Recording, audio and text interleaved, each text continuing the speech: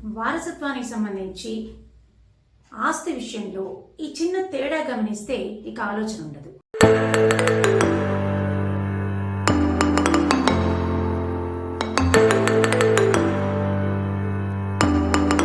Hello viewers, నమస్కారం. Welcome to law desk channel. ఆస్తి విషయంలో మగవారికి ఆడవారికి వంశపారంపర్యంగా వచ్చే హక్కుల విషయంలో తేడా ఉంటుంది. ఇప్పుడు ఆస్తి అనేది రెండు రకాలుగా వస్తుంటుంది. అది యాన్సెస్ట్రల్ ప్రాపర్టీ అవ్వచ్చు, సెల్ఫ్ ఎక్వైర్డ్ ప్రాపర్టీ అవ్వచ్చు. యాన్సెస్ట్రల్ ప్రాపర్టీ అంటే పెద్దల నుంచి వచ్చిన ఆస్తి, తాత తండ్రుల నుంచి వచ్చిన ఆస్తి, అంటే వారసత్వంగా వచ్చిన ఆస్తి అనమాట. అంటే ఇక్కడ ఈ వంశపారంపర్యంగా వచ్చే ఆస్తి విషయంలోనే కొంచెం తేడా ఉంటుంది. ఆ తేడా మీరు గమనించాలి. ఇప్పుడు యాన్సెస్ట్రల్ ప్రాపర్టీ అన్నాం. అది యాన్సెస్ట్రల్ ప్రాపర్టీ ఆడవాళ్ళకి రావచ్చు, మగవాళ్ళకి రావచ్చు, తాతల నుంచి తండ్రుల నుంచి. అయితే దీనిలో ఉండేటివి ఏంటిదంటే, మన హిందూ సక్సెషన్ యాక్ట్ ప్రకారము వారసత్వ ఆస్తి అనేది ఎట్లా వస్తుందంటే 3 లినియల్ మేల్ డిసెండెంట్స్ అనమాట.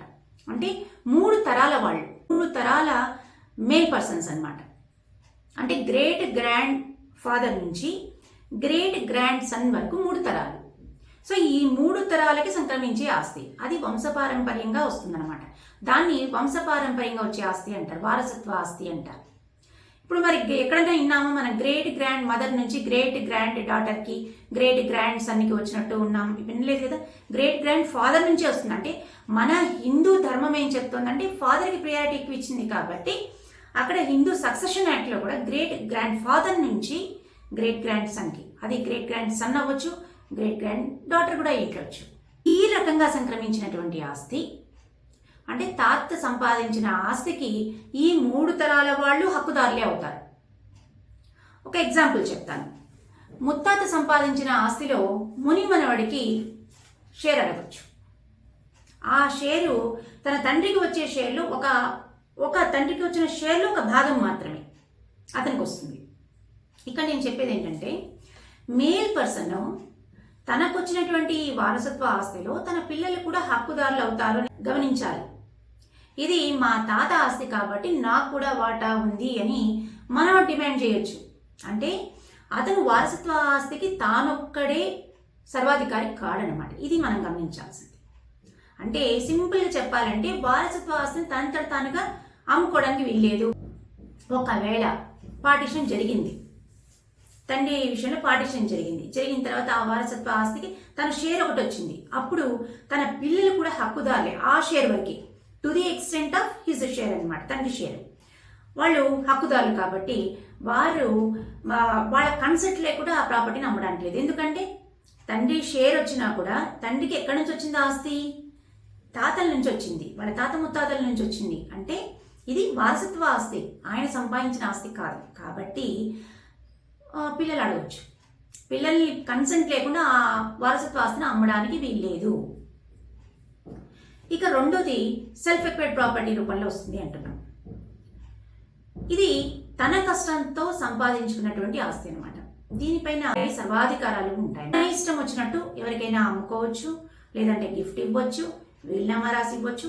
ఏది చేయడానికైనా తనకి తన స్వార్జితం మీద హక్కు ఉంటుంది. అతను బతికినంత కాలము అతను ఎవరికి ఇచ్చినా, తను వాడుకున్నా, ఏ రకంగా ఉపయోగించుకోవడానికైనా తనకి హక్కు ఉంటుంది. తదనంతరం మాత్రం పిల్లలకి అందరికీ ఈక్వల్ షేర్ అనేది వస్తుంది, ఇంక్లూడింగ్ వైఫ్. ఇది మగవారి విషయంలో. ఇక ఆడవారి విషయానికి వద్దాం. Section 14 of Hindu succession act ప్రకారము ఆడవారికి సంబంధించిన ఏ ఆస్తి అయినా సరే, అది వారసత్వంగా వచ్చినా, ఆమెకి గిఫ్ట్ రూపంలో వచ్చినా, ఆమె సెల్ఫ్ ఎక్వైర్డ్ ప్రాపర్టీ అయినా, లేదా వీలునామా రూపంలో వచ్చిన ఏదైనా సరే, ఏ రకంగా మోడ్ ఆఫ్ ట్రాన్సాక్షన్ అయినా సరే కూడా అది ఆమెకి దానిపైన సర్వాధికారాలు ఉంటాయి. అంటే she is the absolute owner of that property అనమాట. ఆమెకు వారసత్వంగా వచ్చిన ఆస్తినైనా సరే ఆమె పిల్లలు మాకు కూడా వాటా ఉంది, తాత ఆస్తి మాకు వాటా ఉంది అని అడగడానికి లేదు. వారసత్వంగా వచ్చింది అనుకోండి తండ్రికి ఆస్తి, అప్పుడు పిల్లలు ఏమడుగుతారు, ఇది తాత ఆస్తి, ఇది నువ్వేం సంపాదించింది కదా, తాత ఆస్తి కాబట్టి నేను హక్కుదారుణ్ణి అని అడుగుతారు. ఈ పాయింట్ మీరు క్యాచ్ చేయాలి. తండ్రి విషయంలో అయితే పిల్లలకి హక్కు ఉంటుంది, కానీ తల్లి విషయంలో పిల్లలకి ఆ హక్కు ఉండదు.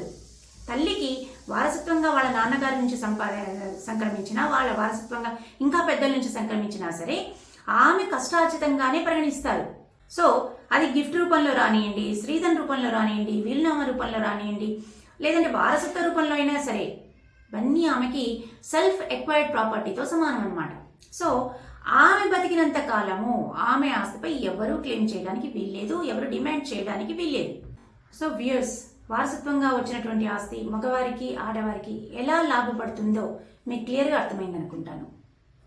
ఈ వీడియో కనుక మీకు నచ్చినట్లయితే లైక్ చేయండి, మరిన్ని ఇన్ఫర్మేటివ్ వీడియోస్ కోసం సబ్స్క్రైబ్ చేయండి, పక్కనున్న బెల్ ఐకాన్ని ప్రెస్ చేయండి. ఈరోజు మంచి మాట. ఒక ధనవంతుడికి పేదవాడికి మధ్య తేడా వాళ్ళు వారి సమయాన్ని ఎలా ఉపయోగిస్తారు అనేది మాత్రమే.